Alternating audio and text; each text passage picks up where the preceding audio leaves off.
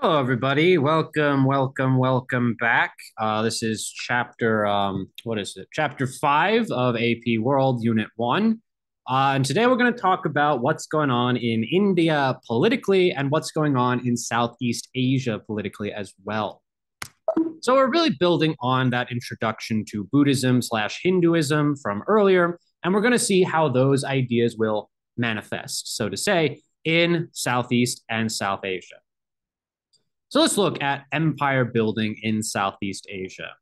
So the lesson objective today, what you're responding to on the daily summary paragraph, is explain how and why various states in South and Southeast Asia developed and maintained power over time. So how did these societies come into being? How did they develop their political and cultural power? So let's first look at India. Let's look at what's going on the Indian subcontinent. Well, on the Indian subcontinent, it is rather rare, and this is an important point, it's rather rare to see a unified empire, a unified political system on the Indian subcontinent. And we talked about geographically why that is. India is extremely geographically diverse, meaning that we do have a degree of cultural isolation across the subcontinent. And as such, it's very difficult to unite India, politically speaking, that is, or even religiously speaking. So let's look at some exceptions to that political organization problem. And these societies, they will face their own problems, as we will see, but they do try to overcome these political and religious differences through different forms of practice. So the Mauryan Empire actually has its origins with something we talked about in Unit 1 with Alexander the Great. So in about 324 BCE, Alexander the Great conquered much of the known world, as we remember from Unit 0. But he is going to reach all the way to the Indus River Valley that will threaten the existence of these kingdoms that do exist on the Indian subcontinent. And eventually, a dude by the name of Chandragupta Maharaya, he is going to make a unified kingdom, largely designed, I should say, to unite these different groups of people to resist Alexander the Great. So because of this external threat, the significance of this external threat, that's why we see this empire, this state, so to say, form. But let's see how they maintain power over time. Well, we do see the creation of a government structure, one that is going to try and unite this diverse group of people under a shared unified government. So the Mauryan Empire is going to be largely centralized. It is centralized under the leadership of one dude, under the leadership of an emperor.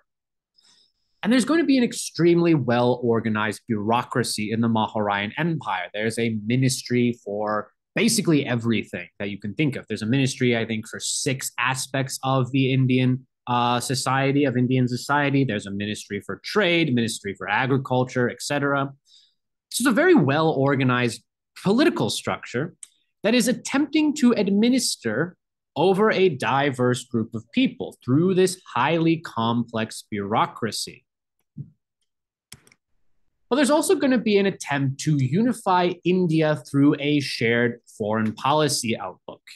And that foreign policy outlook is known as the Mandala Theory.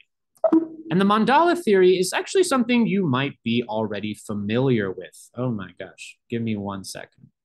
Stop it. And the Mandala Theory essentially is this idea that the enemy of my enemy is my friend, so to say.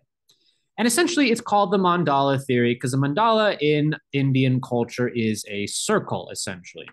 So you have the imperial core. Don't comment on that. There's the imperial core right here. This is the Mauryan Empire, and they're surrounded by enemies. And these enemies themselves, when you think about it, they're surrounded by their own enemies. So the Mauryan, they're going to ally themselves with this enemy section that will surround their own enemies. So these guys are cool, but these outside invaders are threats. So we will see, because of this Mandala Theory, a very complicated alliance system that will be formed with other parts around India. But culturally, how is the Mauryan Empire going to try and unify? Well, it's going to be through, as usual, religion.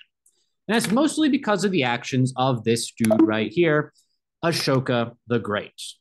Ashoka is important in Indian history because he is going to expand the empire's boundaries. He's going to conquer much of southern India, except a little bit in the south. But we do see that he's going to have a change of heart with all this military expansion. He's going to see all the carnage that he unleashed.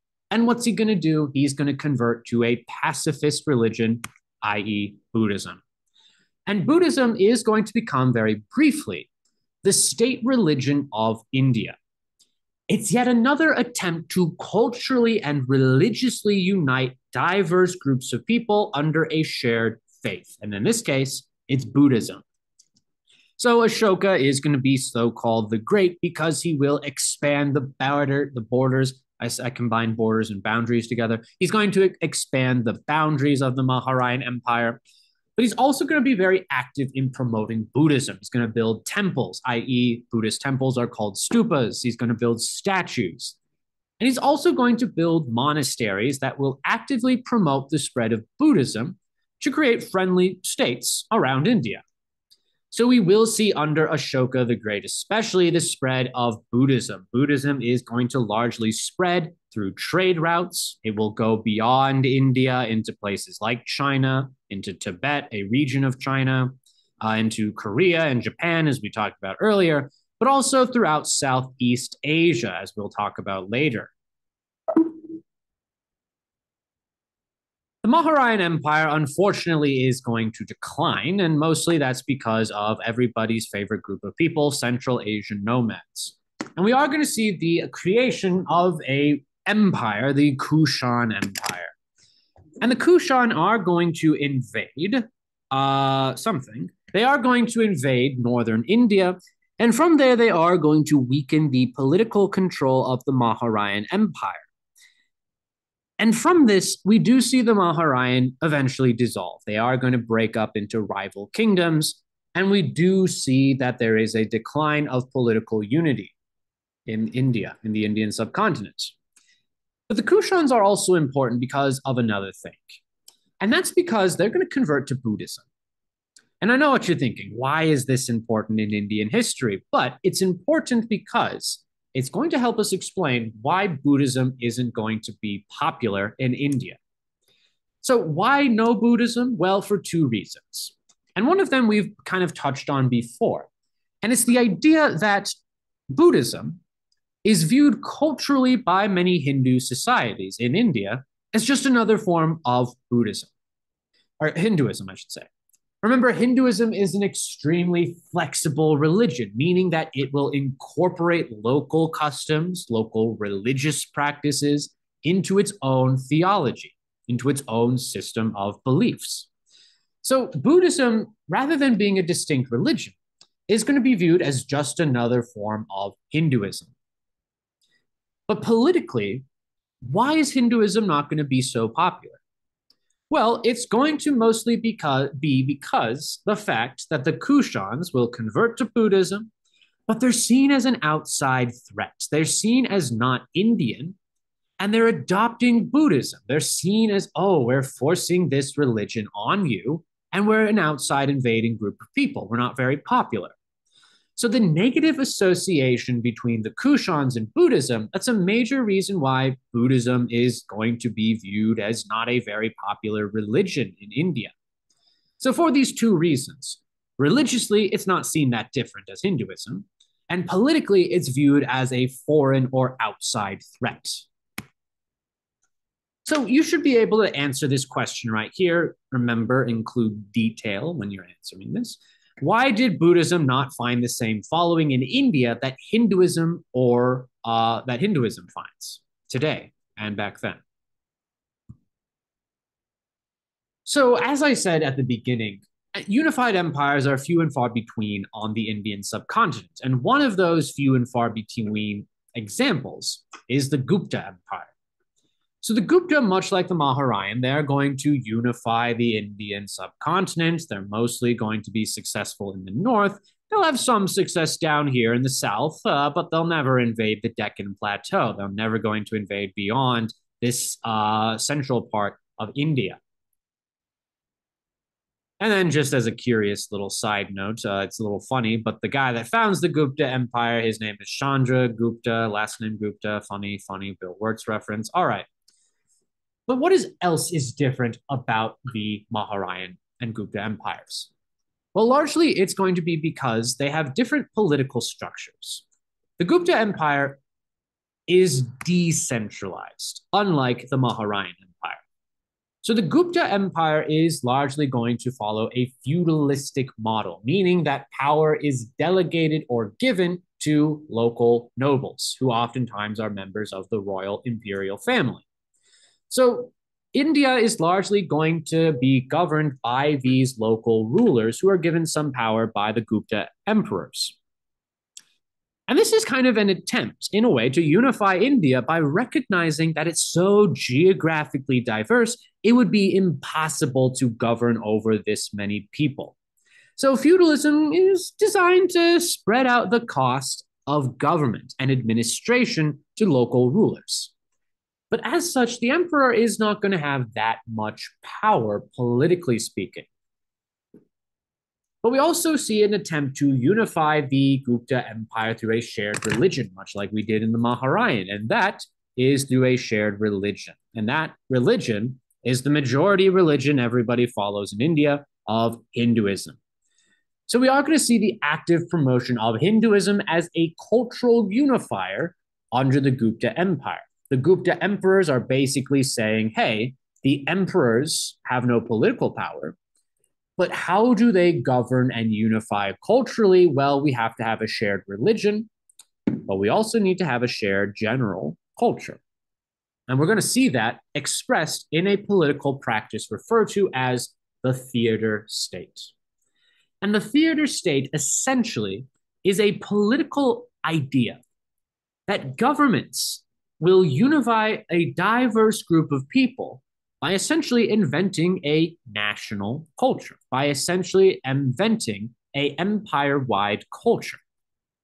So the theater state describes a government that gains popular support, gains popular legitimacy through having a shared public promotion of culture. We're going to see that in the Gupta Empire in a few ways. We're going to see that the Gupta emperors will develop elaborate public ceremonies based on Hindu practices, based on public worship of Hindu gods. We will see public holidays that everybody in the empire is kind of expected to follow. So the Gupta emperors are realizing we can't govern or control what the nobles do, but we can unify our society through a shared culture. And we promote culture through elaborate public ceremonies, but also the building of public monuments by the building of temples, especially. Hinduism is promoted as the shared common religion of the Gupta Empire. And as such, this is a method to maintain power through a theater state.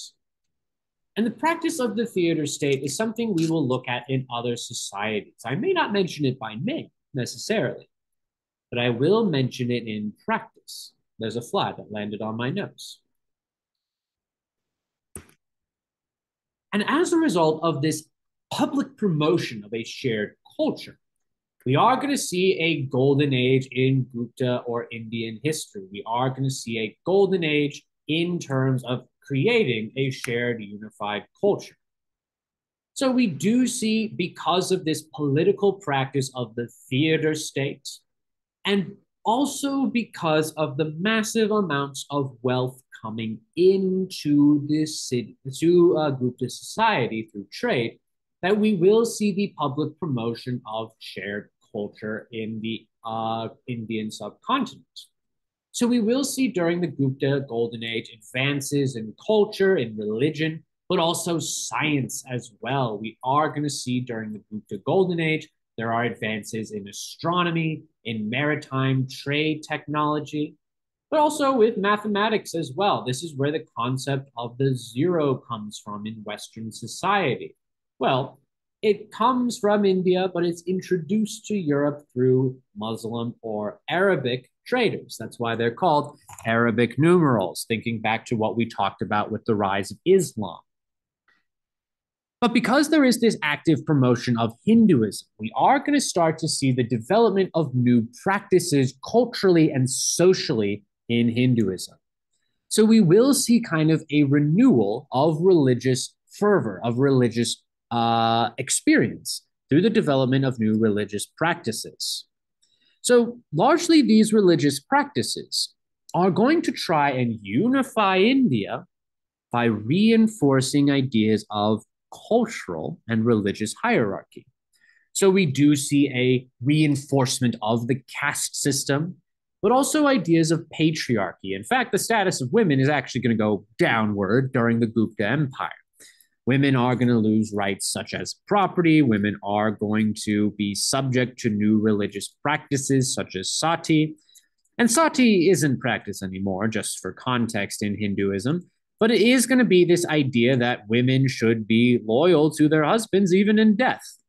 So husbands, anyone that dies actually, they're going to be burned on a funeral pyre.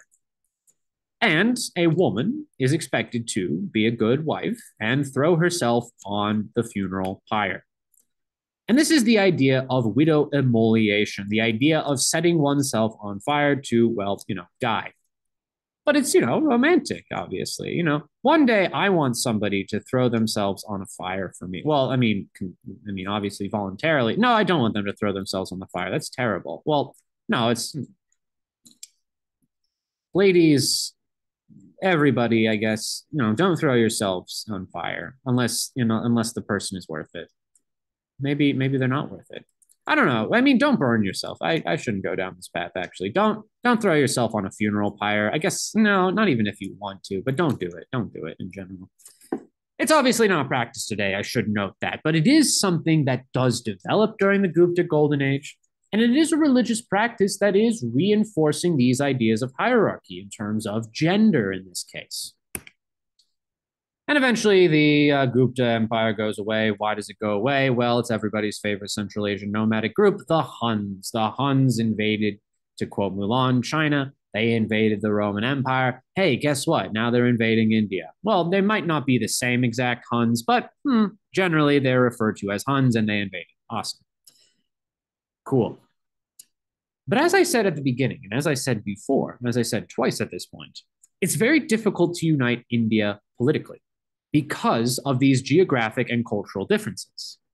So much of Indian history and much of Indian cultural and economic development does occur during periods of decentralization, meaning there's no centralized empire.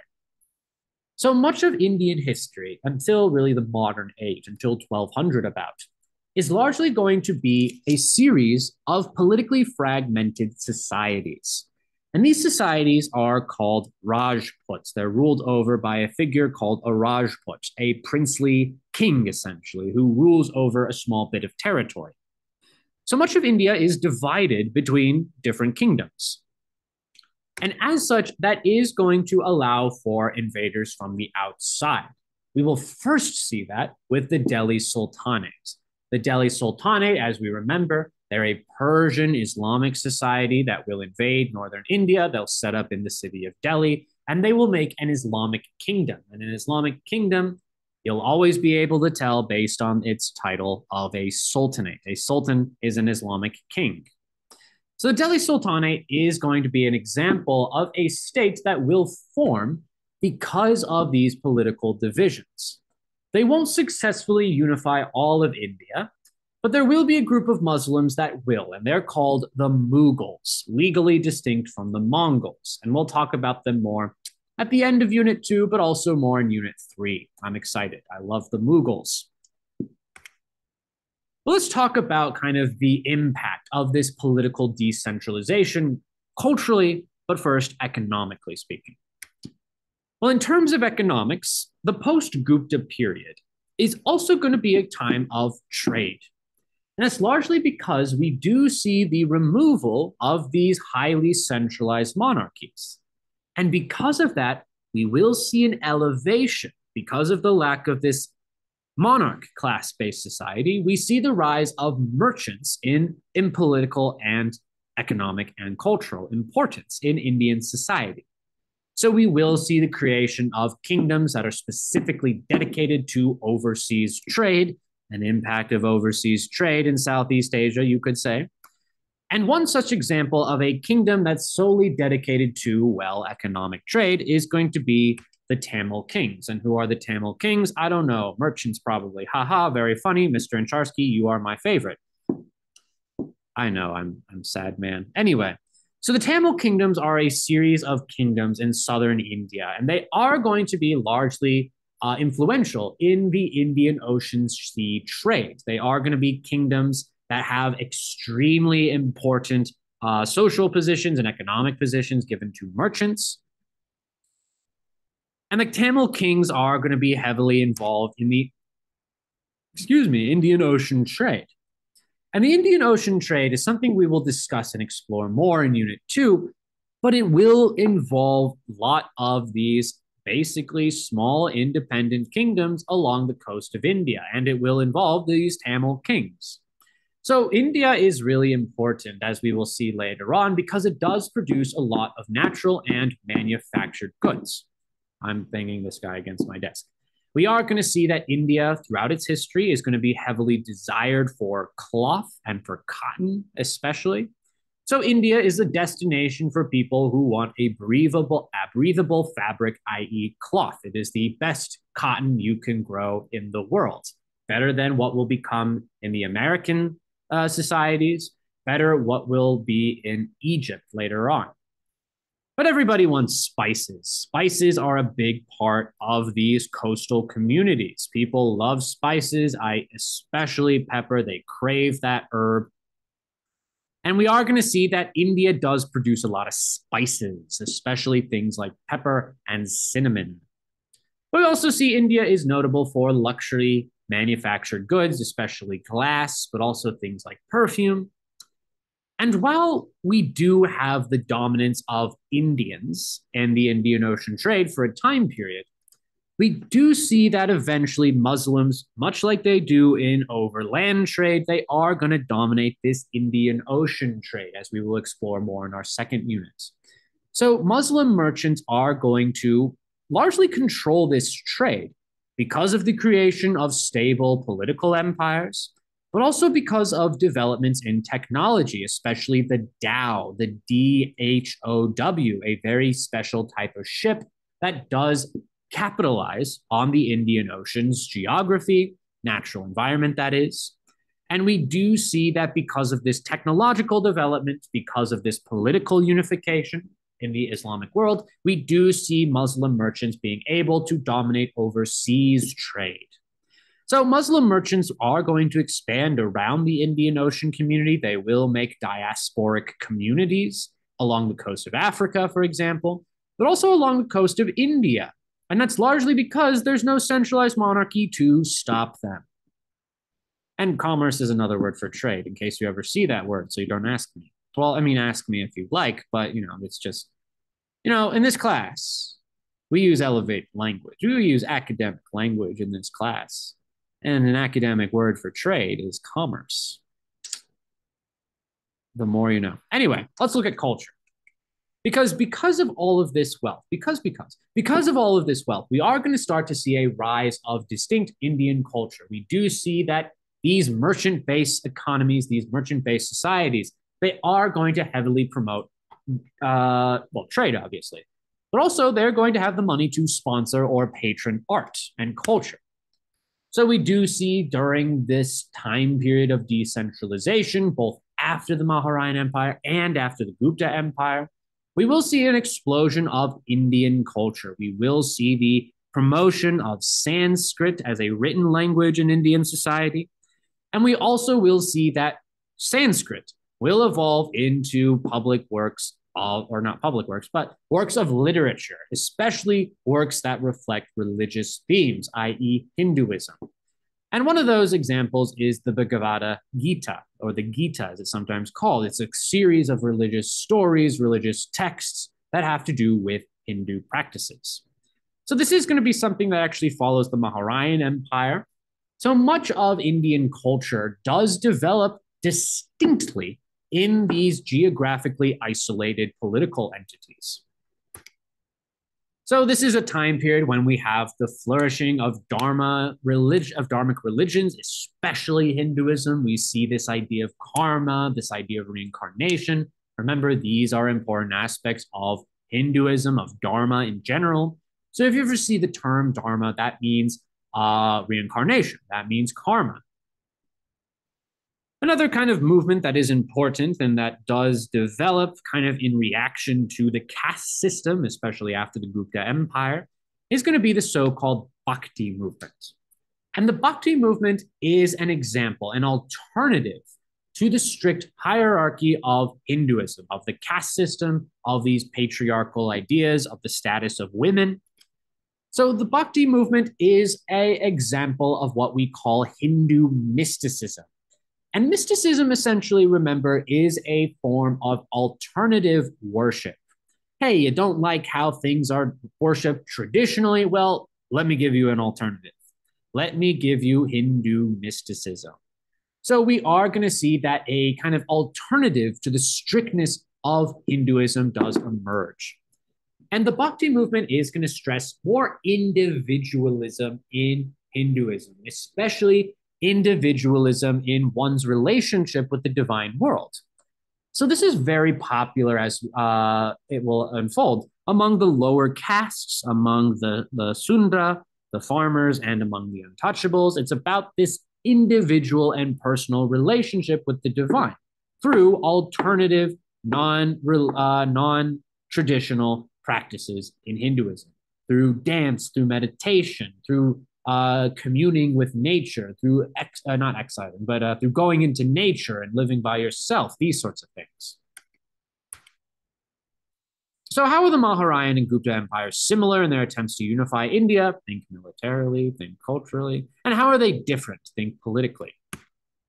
All right, let's turn to Southeast Asia. Geography. Well, what about the geography of Southeast Asia? Well, it's extremely diverse. That's the big thing about it. And there are going to be different regions in Southeast Asia. You got the mainland right here. It's more kind of politically united, as we will see with the Khmer Empire.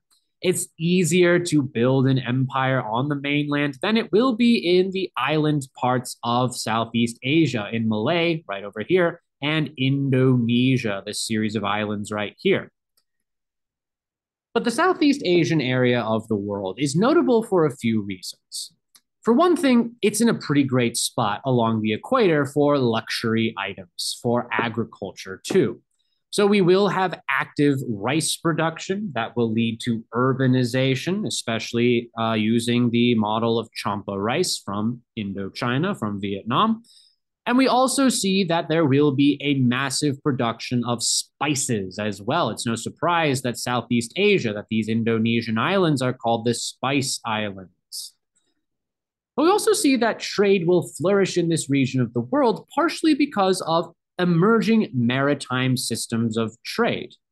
In order to get to China from India, you need to go through this region of the world. It's the quickest way to get there, as opposed to going around Australia, as opposed to going around here, as opposed to going overland. I mean, the Silk Road is great and everything, but it's so gosh dang long, whereas if you use a dhow, you can get there so much faster.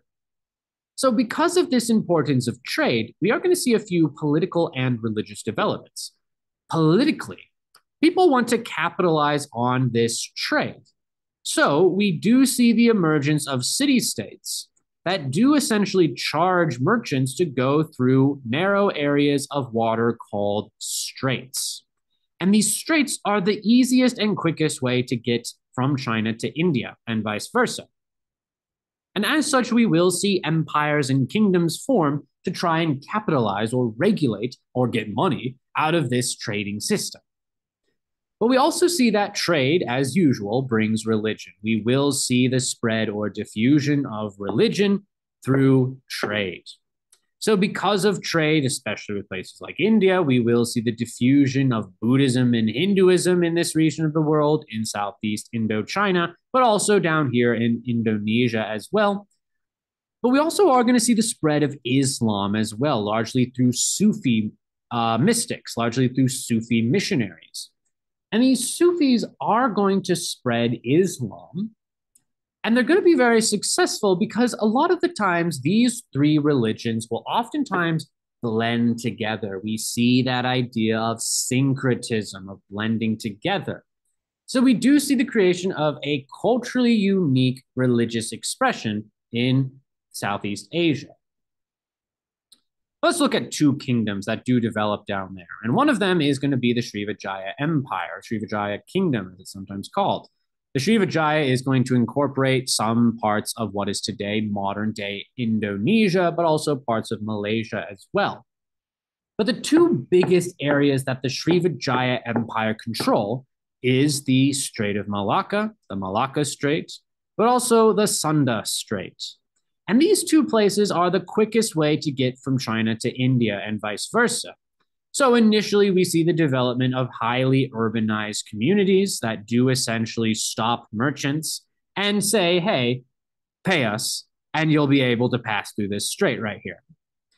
And from these cities, we see the creation of a kingdom. We see the creation of kings who have shared rule over diverse groups of people.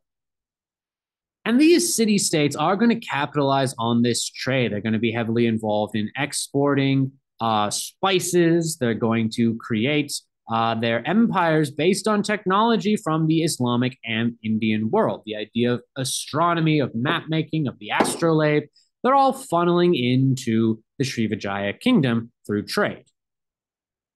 And as I said before, they're heavily involved in trade with both India and China.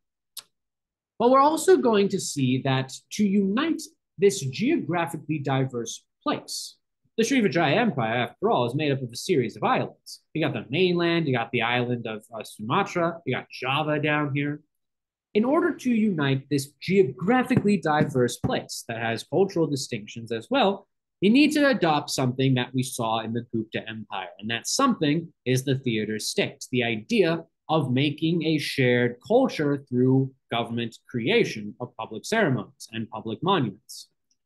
So we do see that the Srivajaya kings will employ kind of forms of religious syncretism by blending Hindu and Buddhist practices, by also, when Islam becomes a thing, by blending Islam as well. So we do see the creation of a shared unified culture that reflects Buddhism and Hinduism. But we also see that the monarchy will build up public monuments. And one of those monuments is a massive Buddhist temple called Borobudur. Borobudur is a massive Buddhist temple, but it demonstrates kind of the significance of religion as a cultural unifier, and it represents all of this wealth coming in from overseas trade. Excellent, great. Well, how do cities and countries emerge? Through trade. How do they unify and maintain their empires? Through religion. Excellent. Let's look at our last example, the Khmer Empire. Well, Khmer Empire, let's talk about here a little bit. Well, the Khmer Empire, if I had a map on the screen, it is mostly going to be in Indochina, on the mainland of Asia, in modern-day Cambodia, parts of Thailand, and Vietnam as well. And the Khmer Empire, as such, as it is on the mainland, is going to be more geographically united. It's not a series of islands, unlike the Srivajaya Empire. So it is going to have a more centralized government. It is going to have its first centralized king by the name of Jayavarman, or Jayavarman. I apologize, Jayavarman stands out there. He is going to create a politically unified empire, one that is centered in a single city, the capital city of Angkor. Angkor is going to be a massive city that has religious, economic, and political significance. It's the center of the Khmer Empire, and it represents how centralized this particular empire is with regard to political centralization. Power is in one spot in the city of Angkor. But despite this political centralization with a shared capital city, we are going to see that, much like the Srivajaya, we do have trade with India and China. We do see that their kingdom's wealth is based on trade with India and China through the Strait of Malacca, through the you have to go through the Srivajaya Empire to get to the Khmer Empire. But we also see an attempt to culturally unify as well to secure political power. They may be centralized with a single capital city, but there is attempts to culturally unify as well through the diffusion of the practice of the theater state from India. So, much like with the Srivajaya Empire, there is this blending of Buddhism and Hinduism. Islam's not really a big thing, although it is technically present. But largely, we do see the adoption of Hindu political ideas in the Khmer Empire. And it's best expressed actually with the building of the massive temple complex known as Angkor Wat. Angkor Wat is basically a mini city, it's a temple, a Hindu temple that's going to be absolutely ginormous. It represents this state promotion of Hinduism, and it is going to be a massive public works project. You can see the layout kind of in the saddle in the aerial picture that I have down there. You see the square moat around this temple complex. It's absolutely massive, my dudes. So, how is long distance trade influencing Southeast Asia? Think about diffusion, think about wealth, think about political ideas, think about religion. So, I hope you enjoyed this episode, and special thanks to my sponsors on Patreon. Um, Pope Clement IV. Who else is my sponsor? Julius II. Who else is my sponsor?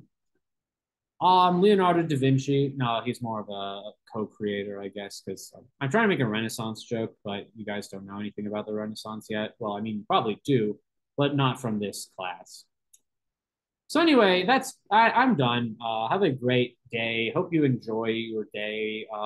Comment down below where you watch, or well, don't actually do that. That's a bad idea. Comment what's your favorite city state in Southeast Asia? Mine personally is Singapore, but you know that's just me.